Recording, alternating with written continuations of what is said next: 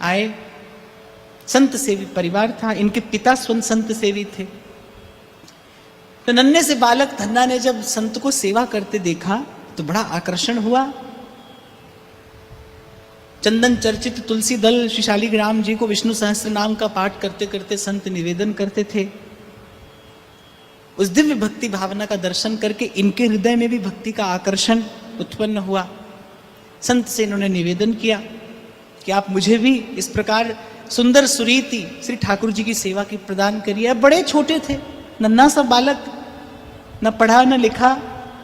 संत ने एक गोल मटोल सा पत्थर और श्री धन्ना जी को कहा देकर कि ये श्री ठाकुर जी हैं, कैसे सेवा करूं? बस एक ही प्रकार से आपको सेवा करनी कि इनको पवाए बिना नहीं पाना है।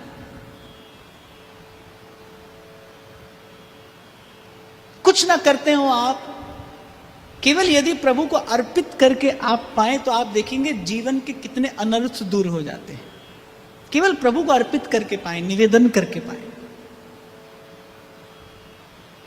तो संत ने कहा कि भाई तुमको केवल यही भजन करना है कि इनको पवाए बिना कुछ नहीं पाना है। अब नन्हा सा बालक, उसके मानस पटल पर यह बात अंकित हो गई। आज मुझे प्रभु की सेवा मिली है और मुझे सेवा क्या करनी है, इनको पवा कर पाना है। अब अगले ही दिन माता ने रोटी दी, सूखी रोटी थी, श्री ठाकुर जी के आगे धर दी। अब वो गोल मटोल सा पत्थर है, पर इनके लिए तो वो सर्वस्व है। और वस्तुतः भगवान रहते कहाँ हैं? इस प्रकार भाव में ही तो रहते। इनके लिए सर्वस्व है। अब सूखी रोटी धर दी आगे, अनेक अनेक प्रकार के उपक्रम करते हैं, बार बार प्रभु से कभी कहते हैं, कभी मनुहार करते हैं।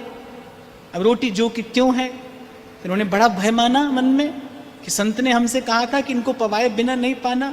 एक दिन बीता, 2 दिन बीते, 3 दिन बीत गए।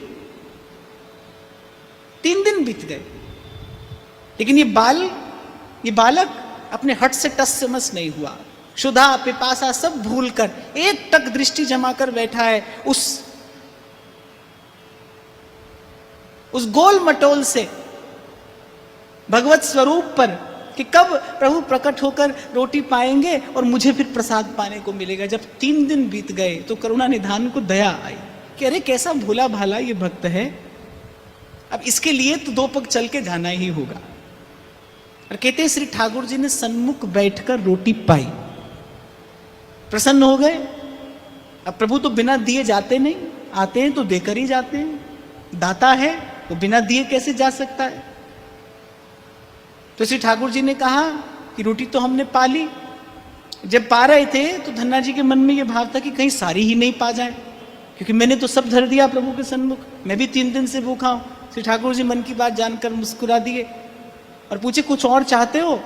तो धन्ना जी ने अब अपने बाल सुलभ भाव से कहा कि अगली बार जब बुलाऊं तभी आ जाइएगा, मुझे 3 दिन हुए आपको पुकारते पुकारते, मैं 3 दिन से भूखा हूं। श्री ठाकुर जी ने कहा और कुछ चाहिए तो कहो। बोले बस इतना ही चाहिए, जब बुलाऊं तब आ जाया करिए, मैं भोग रखूं तो आकर पा लीजिए ताकि मैं भी पालूं। अब तो भाई ये मित्रता नित्य की हो गई।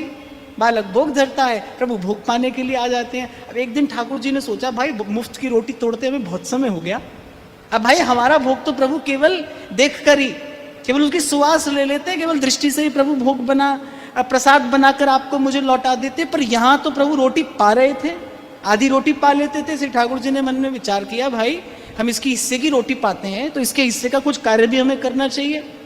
अब धन्ना जी जाते थे जंगल में गैया चराने, तो श्री ठाकुर जी ने कहा कि कोई कार्य हम तुम्हारा कर दें, हम तुम्हारी रोटी पाते हैं तो अच्छा है कि तुम्हारा कोई कार्य भी कर दें।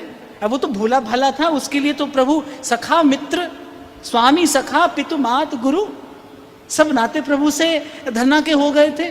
प्रेम स्वरूप प्रभु जिसके आंगन में, जिसके सन्मुख नित्य आविर्भूत होते हो, उसके हृदय में प्रेम के अतिरिक्त और क्या रह जाएगा?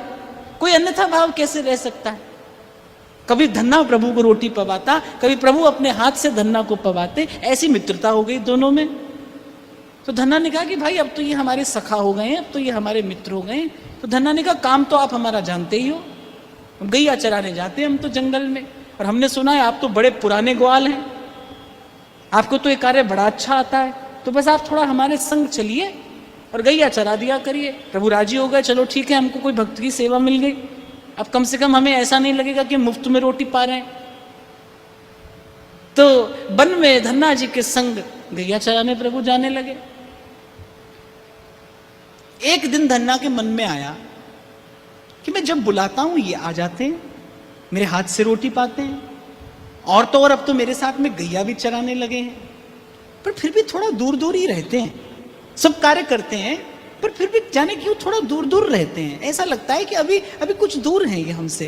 तो एक दिन धन्ना ने अपने मन की बात कह दी कि हमको लगता है आप हमसे थोड़ा दूर दूर रहते हैं, आप हमारे बहुत निकट नहीं आते, रोटी भी पा लेते हैं, मैं बुलाता हूं तो आ जाते हैं, और मेरे संग ये गैया भी चरा रहे हैं, पर फिर भी जाने क्यों मुझे लगता है कि अभी अभी आप थोड़े दूर हैं हमसे, कुछ दूरी इसी है आपने बना रखी है हमसे। श्री ठाकुर जी मुस्कुराए, बोले हाँ थोड़ी दूरी तो है, और ये दूरी तो तभी दूर होती है, ये दूरी तो तभी दूर होती है जब आत्मा और परमात्मा के बीच में महात्मा आ जाता है। धन्ना जी ने कहा मैं समझा नहीं। बोली तुमने कोई गुरु नहीं बनाए हैं ना अभी, अब तुम कहीं अभी तक तुम कहीं शरणागत नहीं हो, तुम कहीं किसी गुरु चरणों में समर्पित नहीं हो, तो मेरे पास जब जीव गुरुमुख होकर आता है मैं तभी उसे पूर्ण रूपेण स्वीकार करता हूं। आप देखिए ये कितनी अद्भुत बात है, ये कैसा अलौकिक सिद्धांत है। जब बुला रहा है प्रभु आ रहे हैं, हाथ से रोटी पा रहे हैं, साथ भोर से सांझ गैया चरा रहे हैं, लेकिन धन्ना को लगता है कि कुछ दूरी है, क्योंकि आत्मा को अभी वो नहीं मिला है जिसकी प्यास वस्तुतः आत्मा को है। तो श्री ठाकुर जी ने कहा देखो गुरु का होकर कोई आए, गुरुमुख होकर कोई आता है, तभी मैं उसे पूर्ण रूपेण अंगीकार करता हूँ, स्वीकार करता हूँ, उसे हृदय से मैं तभी लगाता हूँ। अब तो धन्ना के हृदय में वो जो ललक थी वो बढ़ गई, एक प्रकार से श्री ठाकुर जी ने विरहाग्नि प्रज्वलित कर दी धन्ना के हृदय में। तो अब आप हमको ये बताइए, अब मैं तो कुछ जानता नहीं, मैं तो पढ़ा लिखा हूं नहीं, कहाँ जाऊं, किसके चरणों में माथा रखूं।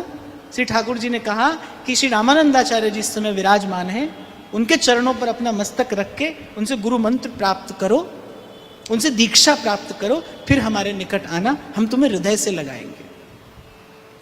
दीक्षा के पश्चात क्या होता है, भाव में प्रगाढ़ता आती है, गंभीरता आती है, सुस्थिरता आती है।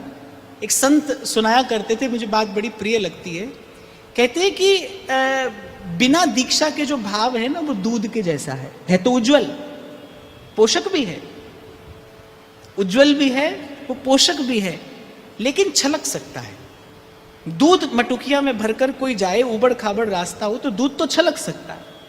कहते दीक्षा क्या है, दीक्षा एक प्रकार से उसी दूध को थोड़ा जमावन लगाकर और दही बना देने जैसा है।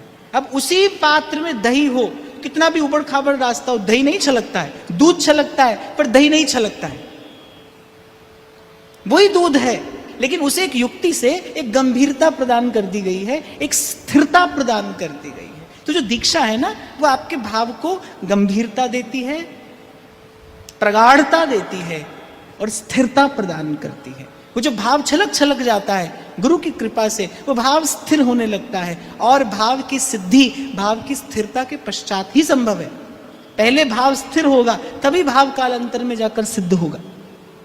गुरु दीक्षा प्राप्त करके श्री ठाकुर जी के निकट आए, श्री ठाकुर जी ने हृदय से लगाया। अब श्री धन्ना जी को पता चला कि भाई ये मिले क्यों हैं और इनसे क्या कराया जाना चाहिए। अब जब गुरु मिल गए तब धन्ना को लगा कि मैं क्या करता आ रहा हूं, मैं प्रभु से परिश्रम करा रहा हूं। अब श्री ठाकुर जी ने भी सोचा होगा भाई बहुत दिन हो गए गैया चराते, अब कैसे इसकी बुद्धि फेरे। तब ठाकुर जी ने कहा भाई इसे गुरु से मिलाना पड़ेगा, वो बताएगा कि हम मिल जाएं तो क्या करना चाहिए। तो धन्ना जी की भक्ति में गंभीरता आई, प्रगाढ़ता आई, स्थिरता आई। उस दिन से धन्ना जी ने कहा कि बस मैं आपको भोग निवेदन करूं, आपकी रुचि हो तो आप आकर पाइए, नहीं तो बस आपका प्रसाद पाकर आपका भजन करते रहें।